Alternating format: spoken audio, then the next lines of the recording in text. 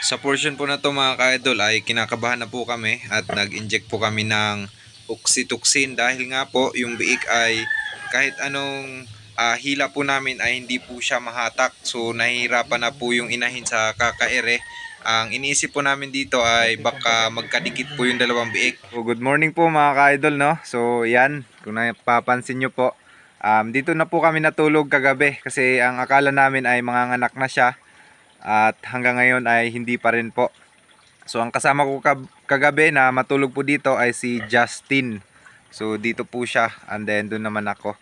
Ayan o, may unan tsaka kumot pa. So ngayon naman po ang kasama natin ay si Sir Lawrence.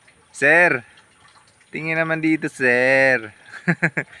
So ayan mga ka-idol, nag-aabang pa rin po kami kung mga nganak na ba siya. So ngayon po mga ka-idol, ay ipapakita ko po sa inyo kung ano yung sa tingin ko na mga sinyalis po na mga nganak na po yung isang inahin.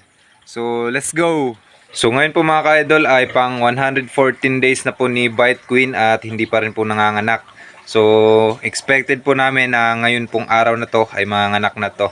So ang una pong sinyalis na sa tingin ko ay manganganak na siya ay hindi po siya mapakali.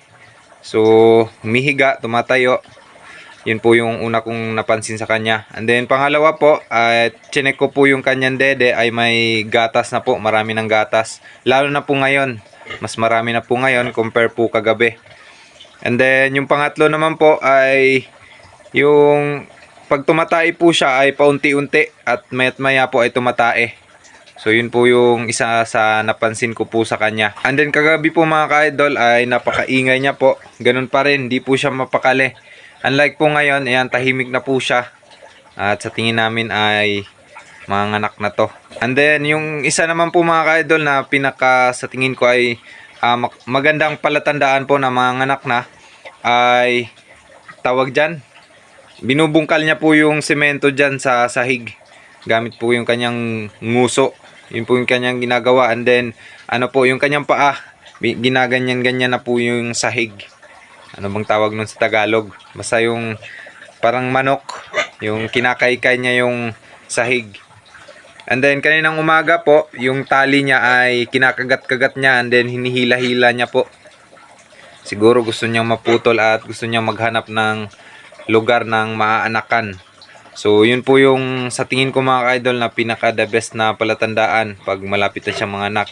At syempre po dapat yung pinaka the best talaga ay yung kanyang tawag dyan. Yung kung kailan yung kanyang pinaka due date talaga. So ngayon po yung kanyang pinaka dapat manganak na siya dahil pang 114 days niya na po. Yan si Sir excited now. And then si Island naman po ay hindi pala April 9 kundi April 4 po pala yung kanyang due date. So 6 days lang po yung kanyang interval. So antayin lang po natin mga ka-idol na may lumabas na. So let's go.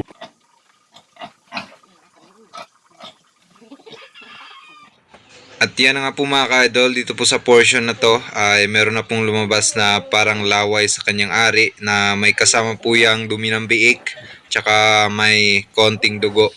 So ito po mga ka-idol ay hindi na po yan magtatagal at may lalabas na po yan na biik.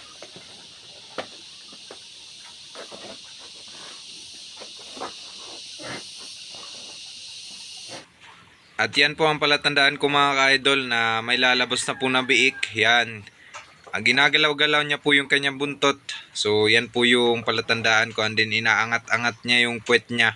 So yan yung palatandaan ko na may biik na lalabas.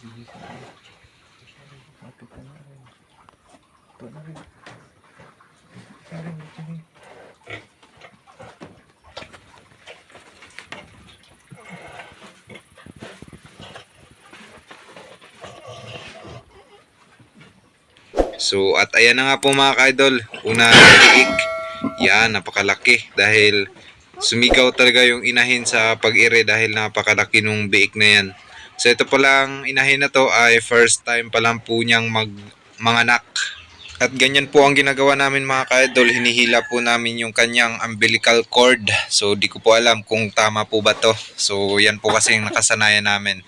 And then nilalagyan ko pala ng kumot o lumang damit yung bandang puwetan ng inahin para po hindi dumulas yung biik pag lalabas na. So hindi po tayo mahihirapan sa paghawak. So yan po, tinatanggalan natin ng yung nakabalot sa biik, yung parang plastic po. Kasi matigas o mahirap po tanggalin yan pag natuyo na. So, ang ginagawa ko po mga ka-idol ay diretso na po yan padede sa inahin habang tinatanggalan ko po ng umbilical cord. Para po makadede siya mga ka-idol ng colostrum dahil napakataas po ng nutrients po nun na kinakailangan po ng isang biik. At the same time po mga ka-idol, advantage din po yun para sa inahin dahil mag-generate po ng oxytocin yung katawan po ng inahin para mapabilis po ang paglabas ng ibang mga biik na nasa sinapupunan pa po. So ayan po mga ka-idol, tapos na po natin talian yung kanya umbilical cord and then gugupitin lang po ng gunting. Pagkatapos po ay lagyan ng betadine para hindi po langawin at mabilis pong gumaling at hindi na rin magdurugo. So ganyan po ang ginagawa ko mga ka-idol pag nagpapadede po ako. Pinapapatong ko yung kanyang unang paa sa aking kamay at tinatapat ko sa may dede at siya na pong bahala na sumuso po doon. So ayun na po mga ka-idol, nakasuso na siya. Ini, maipit na.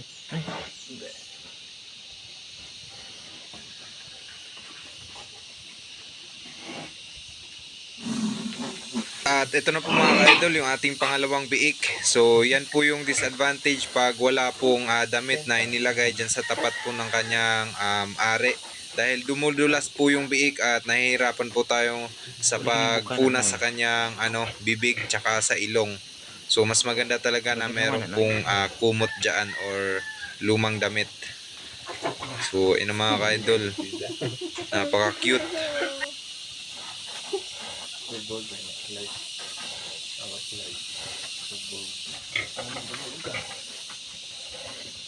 Yan, balik kang baliksod.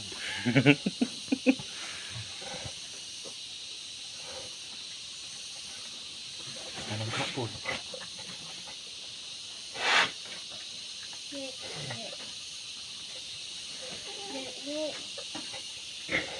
Dilok ka na naragbito.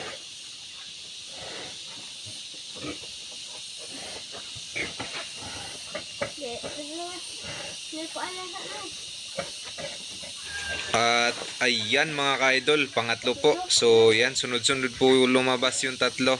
So dahil po yan, pinapadede agad natin yung biik. So naglalabas po ng oxytocin yung katawan ng inahin para mabilis yung pagsunod ng ibang mga biik. So hindi pa po tayo nag-inject dito mga ka-idol ng oxytocin dahil yun na nga po, sunod-sunod yung paglabas nila.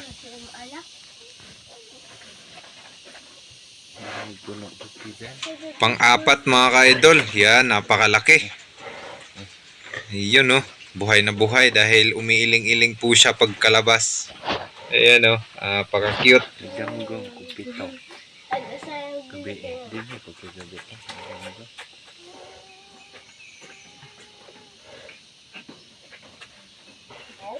At ayan na naman mga ka-idol, yan, pang-5. So, ang bilis talaga lumabas ng mga biik pag pinapadede agad yung bagong labas na biik. Yan So, 5 na po yan mga ka-idol. So, pagpasensyahan nyo na po mga ka-idol kung nakahubad po tayo dyan dahil napakainit po ng panahon. Dahil tanghali po kasi ito ng anak. So, napakainit and then kinakabahan pa tayo. Binahon mong manin sa pinamaguan ko po. Magdagdag tayo lang yan. Yan po mga ka-idol, pang-6. So hinihila ko pala yung biik kasi nga po pag tumigil sa pag-ire yung inahin ay bumabalik po yung biik sa loob lalo na po pag malaki yung biik. So para na rin po hindi mahirapan yung ating inahin sa kanyang panganganak sa kakairi po. Sa portion po na to mga ka-idol ay kinakabahan na po kami at nag-inject po kami ng oxytocin dahil nga po yung biik ay kahit anong hila po namin ay hindi po siya mahatak. So nahihirapan na po yung inahin sa kakaere. Ang iniisip po namin dito ay baka magkadikit po yung dalawang biik. At tinulungan na po ako ng aking kapatid. Dalawa na po kaming naghila and then ayaw pa rin talaga. So sobrang kaba na namin dito. So nahila po namin ito mga ka-idol. Mga siguro umabot ng 15 minutes bago po siya nailabas. Kaya po pala napakahirap at napakatigas niya pong ipalabas. Yan po pala ang dahilan. Napakalaki po pala ang kanyang unahang paa. So dalawa po yan mga ka-idol kaya talagang hirap na hirap po kami ipalabas. So pag pinipisil po yung kanyang paa mga ka-idol ay napakalaki po yung kanyang buto. Yan kaya po malaki siya. So sayang po mga ka-idol pero nailigtas naman po natin yung pang-walong biik mga ka-idol. So ang anak po niya lahat ay ayan 7. At yun nga po, patay po yung isa. So naputulan na po pala ito ng ngipin mga ka-idol, pati rin po yung kanilang mga buntot. Kaunti man po sila mga ka-idol pero napakalaking biyaya na po ito para sa atin mga ka-idol. So yan, maraming salamat po Lord sa biyayang ito. So thank you po mga ka-idol sa inyong panonood.